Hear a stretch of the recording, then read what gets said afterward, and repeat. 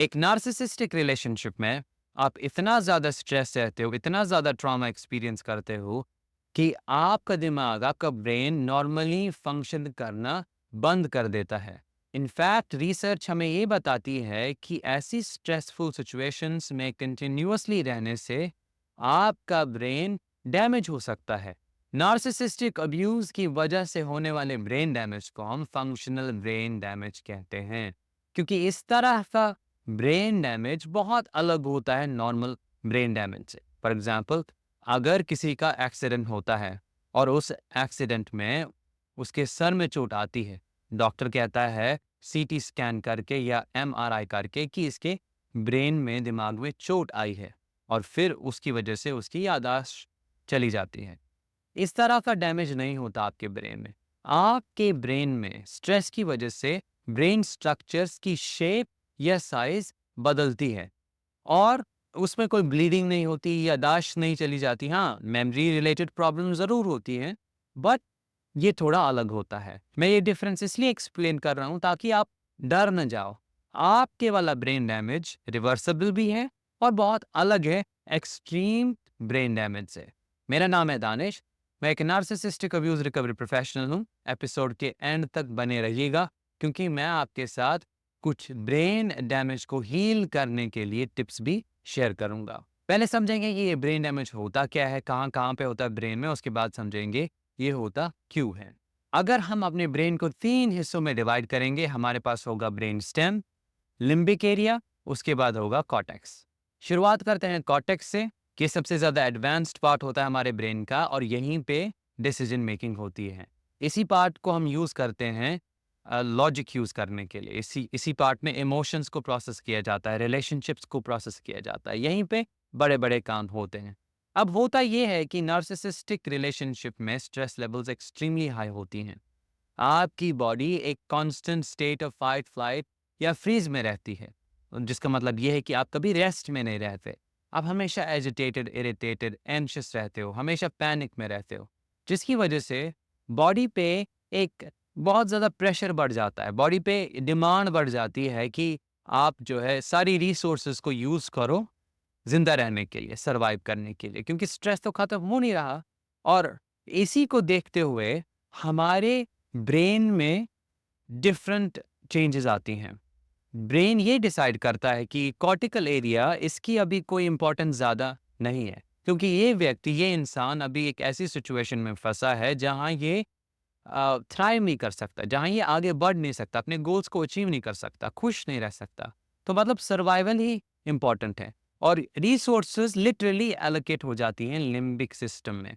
Limbic system है survival brain, जहाँ पे होती है एमिगडाला। एमिगडाला एक ऐसी पार्ट है ब्रेन की जो एक अलार्म की तरह काम करती है। एमिगडाला हमेशा सबकॉन्शियस लेवल पे स्कैन करती है हमारे एनवायरनमेंट को कि क्या कोई थ्रेट है, किसी चीज़ से भागना चाहिए कि नहीं, क्या ये इंसान अभी सेफ है कि नहीं। ये प्रोसेस नॉन कॉन्शियस लेवल पे होती है जिसका आपको ज़्यादा पता नहीं लगता।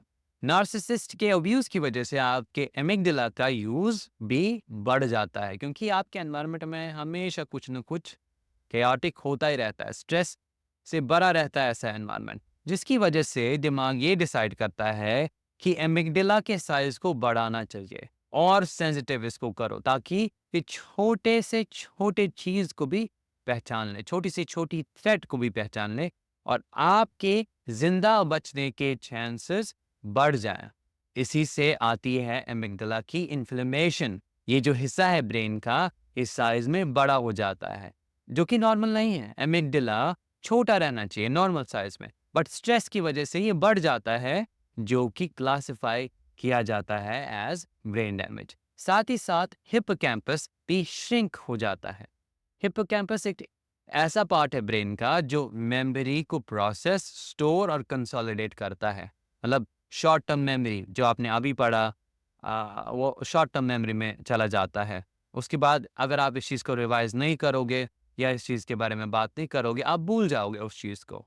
अगर इसी चीज़ को बार बार पढ़ोगे तो वो लॉन्ग टर्म मेमोरी में चला जाएगा, जिसको कहेंगे मेमोरी स्टोरेज। सब काम हिप्पोकैम्पस करता है। अब दिमाग को लगता है कि अभी याद रखने का तो कोई फ़ायदा है नहीं। हमें जितना हो सके उतना डेटा को प्रोसेस करना है, जितनी चीज़ों को स्कैन कर पाएँ उतना अच्छा है। हमें बस फाइल्स को देखना है, याद नहीं रखना है इसमें क्या लिखा है, हमें बस देखना है कि कहाँ डेंजर है ताकि हम इस व्यक्ति को, इस इंसान को अलर्ट कर पाएँ। तो कहा जाता है, आप जब एक सर्वाइवल मोड में होते हो, आप millions of bits of data process करते हो। बहुत सारी चीज़ों को एक साथ ही फ़ील करते हो, एक्सपीरियंस करते हो। और इसी डिफरेंट फंक्शनैलिटी की वजह से हिप्पोकैम्पस साइज़ में छोटा हो जाता है। उसकी वजह से क्या होता है, आपकी याददाश्त बदल जाती है, आपको चीज़ें याद नहीं रहती। आप जो बहुत सालों पहले चीज़ें हुई हों, उनको याद नहीं कर पाते। मेमोरी में इश्यूज़ आती हैं, लर्निंग कॉम्प्रिहेंशन में, चीज़ों को समझने में, चीज़ों को जोड़ने में, तोड़ने में, ये बहुत इश्यूज़ आती हैं, जिसकी वजह से आपकी जो नॉर्मल लाइफ़ है, वो इम्पैक्ट हो जाती है। वापस बात करते हैं एमिगडाला की, जब वो सूज जाता है उसकी वजह से आप हमेशा एंग्ज़ियस रहते हो। आप चाहे कितना भी अपने आप को काम करने की कोशिश करो, आपको हमेशा लगता है कि कुछ बुरा होने वाला है या कुछ बुरा हो रहा है। क्यों? क्योंकि ब्रेन डैमेज हुआ है।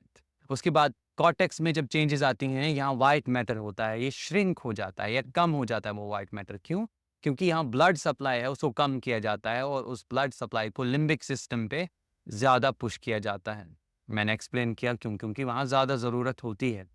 और फिर जजमेंट या इमोशनल प्रोसेसिंग या इमोशंस को मैनेज करना मुश्किल हो जाता है, जिसकी वजह से या तो आपको बहुत ज़्यादा गुस्सा आ सकता है या आपको इरिटेबिलिटी हो सकती है या बहुत ज़्यादा सैडनेस, डिप्रेशन लग सकता है। इमोशंस को रेगुलेट करना मुश्किल हो जाता है, सोचना, समझना, डिसाइड करना ये भी मुश्किल हो जाता है, आगे बढ़ना बहुत बड़ा टास्क लगता है। क्यों? क्योंकि हमारा जो प्रीफ्रंटल कॉर्टेक्स है वो भी श्रिंक हुआ होता है। अब आपका सवाल होगा, इस ब्रेन डैमेज को कैसे रिवर्स किया जाए? देखिए, हमारे कल्चर में पेरेंट्स से दूर रहना, उनसे नो कॉन्टैक्ट जाना उतना आम नहीं है, एक्सेप्टेबल नहीं है, या डिवोर्स उतना कॉमन नहीं है। बट आपको ये कॉमन बनाना होगा, आपको वो दूरी क्रिएट करनी होगी अपने लिए, because it's about life and death now. अगर आप दूर नहीं रहोगे chaos से, स्ट्रेस से, आपका जो ब्रेन डैमेज है वो ठीक नहीं होगा। आपको समझना होगा कि ब्रेन डैमेज रियलिटी में नहीं है, ये ब्रेन अल्टरेशन है। आपके ब्रेन ने अपने स्ट्रक्चर्स को बदला है ताकि आप और अच्छे से सर्वाइव कर पाओ। अगर आप अपने आप को सर्वाइवल सिचुएशन से बाहर निकालोगे, आपका ब्रेन जो है खुद ब खुद ठीक होने लगेगा। लेकिन सबसे बड़ी कंडीशन है, आपको अपने नर्वस सिस्टम को हील करना, रेगुलेट करना सीखना होगा, जिसके बारे में मैं और एपिसोड्स आगे बनाऊँगा। आपको सीखना होगा अपनी बॉडी को काम रखना। आप योगा कर सकते हो, आप डीप ब्रीथिंग कर सकते हो। कोई ऐसी एक्सरसाइज करो जिसकी वजह से आपकी बॉडी जो है एकदम कंट्रोल में आए। काम रहना सीखो। जितना आप काम रखोगे अपने आप को, उतना आपका एमिगडाला काम डाउन हो जाएगा। आपके एमिगडाला को पता लग जाएगा, शायद अब थ्रेट चली गई है। अब उतना भी ज़रूरी नहीं है स्कैन करना एनवायरनमेंट को। आपके कॉर्टेक्स की फंक्शनिंग इम्प्रूव हो जाएगी और अपने आप को आप और रेगुलेट कर पाओगे। बट अंडरस्टैंड, ये एक लॉन्ग टर्म स्ट्रैटेजी है, एक लॉन्ग टर्म प्रोसेस है जो एक दिन में नहीं हो सकती। सबसे पहला स्टेप, टॉक्सिसिटी से अपने आप को दूर करो। सॉरी, इसका कोई और ऑल्टरनेटिव नहीं है। जब तक आप वहाँ रहोगे, आपके ब्रेन में ये जो फंक्शनैलिटी चेंज हुई है, ये वैसी ही रहेगी। आपकी बॉडी भी यूज़ रहेगी अनफॉर्चुनेटली, और ये तभी ख़त्म होगा जब आप उस नार्सिसिस्ट को या उस नार्सिसिस्टिक सिस्टम से अपने आप से दूर करोगे। आज के लिए इतना ही। मैं मिलूँगा आपसे अगले एपिसोड में, तब तक के लिए let the healing begin and continue.